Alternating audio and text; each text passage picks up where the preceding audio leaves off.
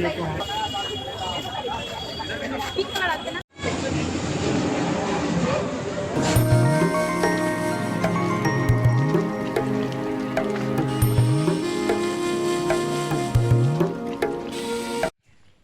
আলাইকুম, কেমন আছেন সবাই? মম সুলতানার ব্লগে সবাইকে স্বাগত জানাই। আমি সুলতানা বলছি উত্তর দিনাজপুর থেকে। কাছে এবং দূরে যে যেখান থেকে আমি ব্লগটি দেখছেন, আশা করছি আল্লাহর রহমতে সবাই ভালো আছেন। আজ 31শে ডিসেম্বর, বছরের শেষ দিন। আমরা চললাম শিলিগুড়ির উদ্দেশ্যে, কিছু কাজ আছে ওখানে। মামা বলছে এত ঠান্ডায় আমার হাত পা কনকন করছে, আর আজকে প্রচণ্ড কুয়াশা ছিল, চারদিকে কেমন জানি অন্ধকার হয়ে গেছে। আমি যখন ক্লাস 9, 10, 11, 12 পড়তাম, তখন এরকম কুয়াশা থাকতো, আর এরকম কুয়াশার দিনগুলোতে আমি সাইকেল চালিয়ে রামগঞ্জ যেতাম টিউশনে। তো আমরা রামগঞ্জ পৌঁছে গেছি, তারপর বাসে উঠে গেলাম। তো যাওয়া যাক। আজকে আমার বাসের মধ্যে খুব ঘোটানো হচ্ছিল, মানে কেমন একদম দম বন্ধ হয়ে আসতেছিল, জানি না কেন।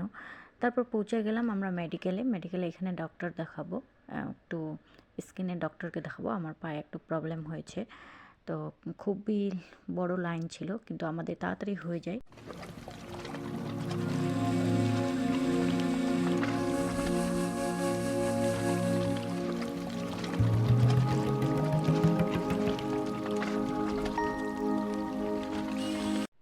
তারপর আমরা এসে আগে পেট পুজো করি, কারণ পেট শান্তি তো বলে না, দুনিয়া শান্তি। তো খুব খিদা লেগেছিলো, আমরা সকালবেলায় বের হয়েছি। খাওয়া দাওয়ার পর আমরা চলে এসেছি বিধান মার্কেটে। এখানে কিছু কেনাকাটা করব। বিধান মার্কেটে উইন্টার কালেকশন খুব সুন্দর ছিল। তো আমি আমার ছোটো আম্মুটার জন্য দেখতেছিলাম যে এখানে বাচ্চাদের উইন্টার কালেকশনগুলো এত সুন্দর ছিল, খুব কিউট কিউট, মানে খুবই সুন্দর। আমরা এই বিধান মার্কেটে 1 থেকে 1.5 ঘন্টার মতো ছিলাম, কিছু কেনাকাটা করেছি। তারপর সন্ধ্যা হয়ে আসতে ছিল, আর অনেকটা সময় হয়ে গেছিলো। তো কেনাকাটা করার পর আমরা চলে আসি জাংশনে। এখানে এসে আমরা বাসে উঠব। তো বাস খুঁজতেছিলাম, আর অনেকটা সময়ও হয়ে গেছিলো, বাস পাওয়া যাচ্ছিলো না। অবশেষে আমরা একটা বাস পেলাম। তো এটা ছিল লোকাল বাস।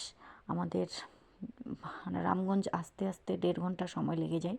এখানে এসে আমরা বলিউড ক্যাফেতে বসে কিছু অর্ডার করি, খাবো। আর পিৎজা অর্ডার করেছি বাড়ি।